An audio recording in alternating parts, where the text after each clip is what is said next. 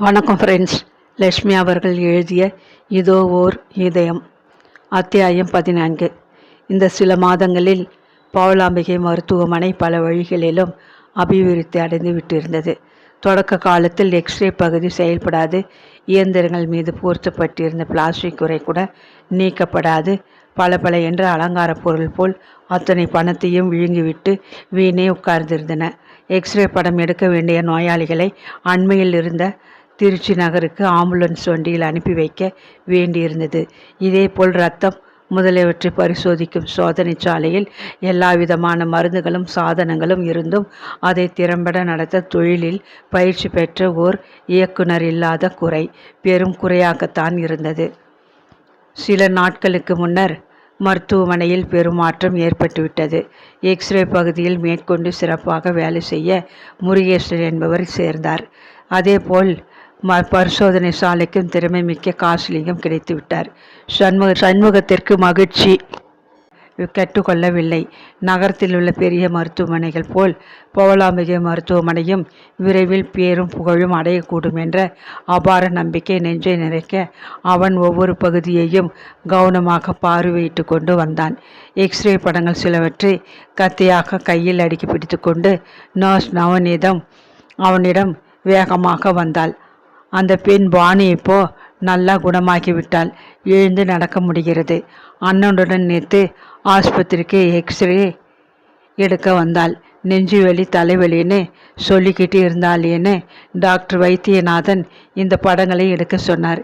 கையில் இருந்த சில படங்களை அவனிடம் கொடுத்தாள். உரையிலிருந்து எடுத்து எக்ஸ்ரே படத்தை வெளிச்சத்தில் பிடித்து பார்த்தான்.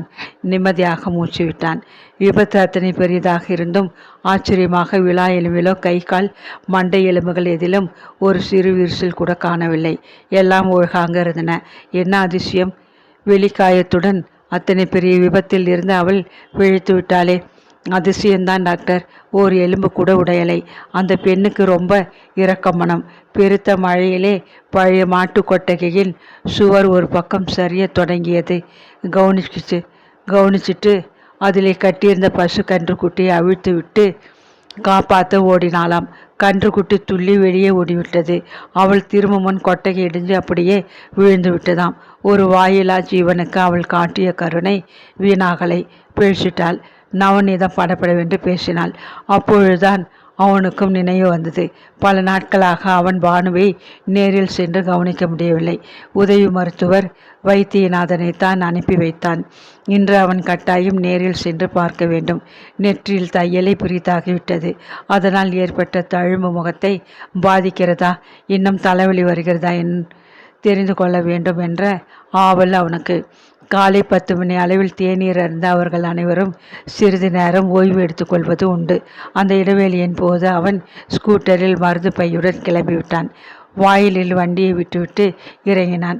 உள்ளே இருந்து வீணையின் இணையநாதம் அவனுக்கு பிடித்த பாடல் காற்றோடு கலந்து வந்து காதில் மோதிய போது ஒரு கணம் அயர்ந்து போனான்.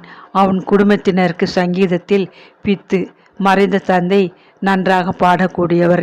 தாய்க்கும் இனிய குரல். ஸ்தோத்திர பாடல்களை மெல்ல முணுமுணுத்த வண்ணம் அவள் சமையலில் ஈடுபட்டு இருக்கும்போது அருகில் நின்றபடி அவன் ரசித்து மகிழ்வது உண்டு. ஏன், அவன் கூட குளியலறையில் சில சமயம் தன்னுள்ளே பொங்கி வரும் மகிழ்ச்சியை கட்டுப்படுத்த முடியாது உரத்த குரலில் பாடிக்கொண்டே குளிப்பது வழக்கம். மோகனாவும் சளைத்தவள் அல்லல். வீட்டு வேலைகளை செய்யும்போது ஊரில் கேட்ட அத்தனை சினிமா பாடலையும் உதிர்த்தி விடுவாள். வாயிற்கதவு திறந்து இருந்தது.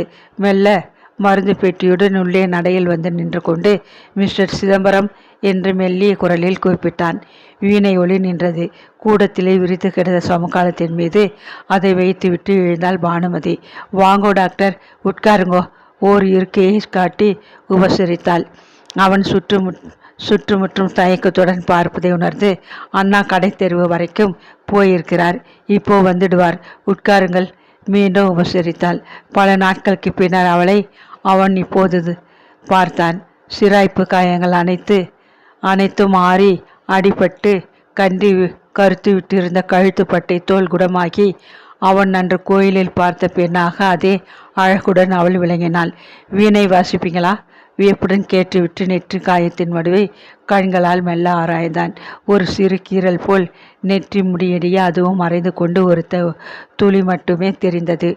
அந்த அழகிய முகத்திற்கு திருஷ்டிக்கு வைத்த சாந்து பொட்டு போல் அந்த சிறுவிடு அவள் முக அழகை பளிச்சிட்டு காட்டுவது போன்று பிரமிப்பு ஊட்டியது.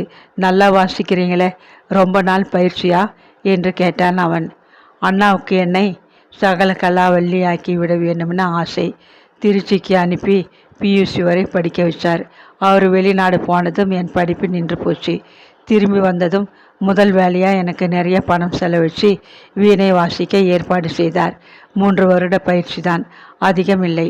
எனக்கு அந்த பாடல் ரொம்ப பிடிக்கும். அதை நிறுத்திட்டீங்களே, முடிச்சிடுங்களேன் ஆவலுடன் அவன் கேட்டுக்கொண்டான். எனக்கும் பாரதியாரின் கவிதைகளில் ரொம்ப ஈடுபாடு. அதில் இந்த பாட்டு ரொம்ப பிடிக்கும் பெருமையாக சொல்லிக்கொண்டு அவள் கீழே உட்கார்ந்து வீணையை எடுத்துக்கொண்டாள். மங்கியதோர் நிலவெனிலே கனவில் இது கண்டேன், தூங்காதே எழுந்தென்னை பார் என்று சொன்னால் அங்குதனில் கண் விழித்தேன். அடடாவோ அடடா, அழகென்னும் தெய்வந்தான் அதுவென்றே அறிந்தேன். முடித்துவிட்டு அவள் மறுபடியும் வீணையை கீழே வைத்தாள். எனக்கு பிடித்த ராகத்திலேயே வாசித்ததற்கு மிக்க நன்றி. பல ஆண்டு பயிற்சி பெற்றவர்களைப் போல ரொம்ப நல்லா வாசிக்கிறீங்க. வியப்புடன் அவன் பாராட்டிய போது அவள் முகம் சிவந்து போனாள். சோகம் படிந்த அந்த கண்கள் பளபளத்தன. இருங்க, கொஞ்சம் குடிக்க ஏதாச்சும் எடுத்து வரேன். அவள் திரும்பினாள். வேண்டாம், சிரமப்படாதீங்க. அவன் சொல்லி முடிக்கும் முன் நடையில் செருப்புகளின் ஓசை கேட்டது. என்ன சிரமம்?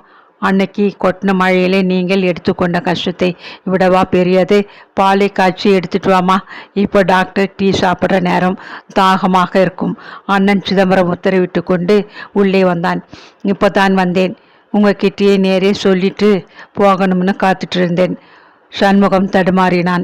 யாரும் இல்லாத வீட்டில் அந்த பெண்ணுடன் தனியே சிறிது நேரம் உட்கார்ந்திருந்தது தவறோ? லேசாக ஒரு மன உறுத்தல் அவனுக்கு.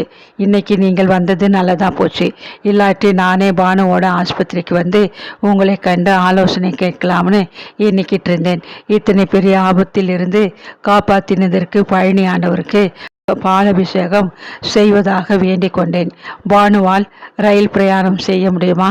அவன் குரல் சற்றென்று அடைபட்டது. பேச முடியாதவனாக பரிதாபமாக சண்முகத்தை பார்த்தான். நானும் ஒரு நல்ல செய்தி சொல்லத்தான் வந்தேன்.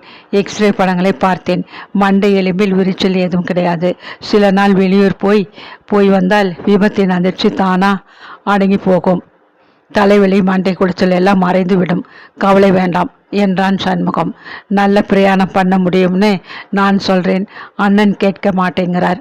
சிரித்து கொண்டே உள்ளே இருந்து கொணர்ந்த பால் டம்ளரை முக்காலி மீது வைத்தாள். அவள் சிரித்த போது அந்த அழகிய முகத்தில் எத்தனை பெரிய மாறுதல்! சண்முகம் வியப்பில் அயர்ந்து போனான். திடீரென்று அவள் அவனை துணியுடன் நிமிர்ந்து பார்த்தாள். ஒரு பூனைக்கு 9 உயிர் என்று சொல்லுவாங்க. அந்த பழமொழியை கேள்விப்பட்டிருப்பீங்க. அதே போலத்தான் நானும் முன்பு ஒரு சமயம் டைஃபாய்டு காய்ச்சலில் படுத்திருந்தேன். செத்து விடுவேன்னு எல்லோரும் நினச்சாங்க. பேசிக்கிட்டேன். அதே போல கொட்டைக்கு இடிஞ்சு விழுந்த போது நான் செத்துட்டேன்னு ஊரே முடிவு கட்டுச்சு. போகலை, இருக்கிறேன்னு குணமாகி எழுந்துட்டேன். வாழணும்னு ரொம்ப ஆசைப்படுகிறவர்கள் விரைவில் இறந்து விடுகிறாங்க. அவள் மேலே பேசாது நிறுத்தினாள்.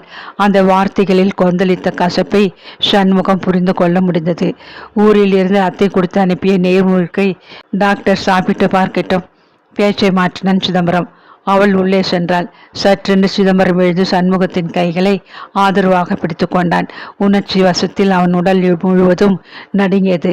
உங்களுக்கு தெரியுமோ என்னவோ, என் தங்கை கல்யாணமான சிறிது நேரத்திலே விதவியாகிவிட்ட துர்பாக்கியவதி. அவன் கண்கள் கலங்கின. நெஞ்சை துக்கம் இருக்கியது. வார்த்தைகள் உடைந்தன. தடுமாறினான். மெல்ல அவன் முதுகை சண்முகம் தட்டி கொடுத்தான். கேள்விப்பட்டேன். அதை பற்றி இப்போ ஏன் நினைக்கணும்? கடிந்து கொண்டான்.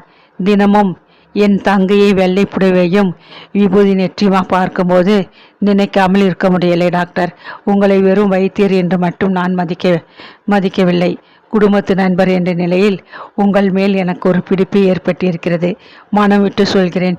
என் தங்கைக்கு மறுமணம் செய்து வைக்க ஆசைப்படுகிறேன். அவளை சந்தோஷத்துடன் ஏற்க முன்வரும் வாலிபன் காலடியில் என் சொத்தை எல்லாம் வைத்து உயிர் உள்ளவரை அவருக்கு அடிமையாக இருக்க தயார்.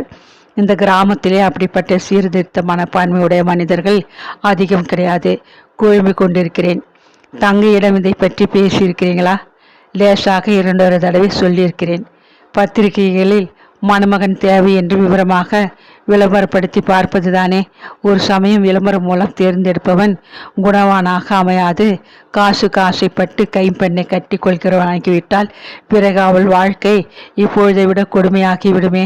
யோசிக்க வேண்டிய விஷயம்தான். பட்டினத்தில் படித்த போது உங்களுக்கு அநேக நல்ல இளைஞர்களை தெரிந்திருக்கும். அவர்களில் நல்ல குணமுடைய சீர்திருத்த மனமுடைய யாரையாவது நீங்கள்? அவன் முடிக்கும் முன் பானு உள்ளே இருந்து வந்துவிட்டாள். நெய்யில் சுட்ட முறுக்கு சாப்பிட்டு பாருங்கள். அத்துடன் இது நான் உங்களுக்கு கொடுக்கும் ஒரு சிறு பரிசு. ஒரு காகித பொட்டலத்தையும் மேசை மீது வைத்தாள். சண்முகம் வியப்புடன் அந்த கையில் எடுத்து போய் பிரித்தான். ரோஜா வண்ணத்திலே ஒரு பெரிய மேசை விரிப்பு. அதில் பூ வேலை கொத்து கொத்தாக மலர்கள் நிறைந்த மரக்கிளை ஒன்றிலே தொங்கும் பறவை கூடு. கூண்டுக்குள்ளிருந்து எட்டி பார்க்கும் ஒரு சிறு குஞ்சி.